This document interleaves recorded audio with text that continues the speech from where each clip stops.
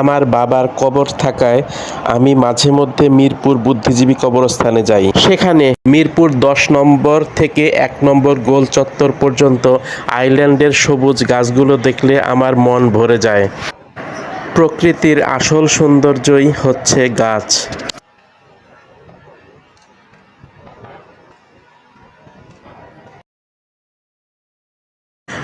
কিন্তু মিরপুর 1 নম্বর থেকে মুক্তিযোদ্ধা মার্কেট পর্যন্ত রাস্তার আইল্যান্ডের নিম গাছগুলো দেখলে আমার মন খারাপ হয়ে যায়।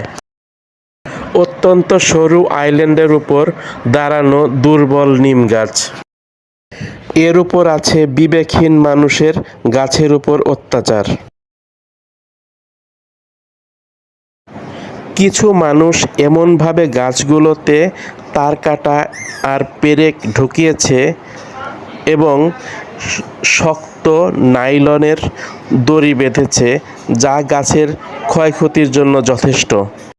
এগুলো দেখলে মন খারাপ হওয়াই স্বাভাবিক। ঈদের ছুটিতে রাস্তা থাকে ফাঁকা এবং রিকশাওয়ালারাও খুব একটা যাত্রী পায় না। তাই রিকশা চালক শহীদুল ভাইকে দায়িত্ব দিলাম এই দুর্বল নিম গাছগুলোর পেরেক, তারকাটা এবং লাইলনের দড়ি থেকে মুক্তি দিতে। মহান আল্লাহর দয়ায় এখন গাছগুলো ভালো আছে।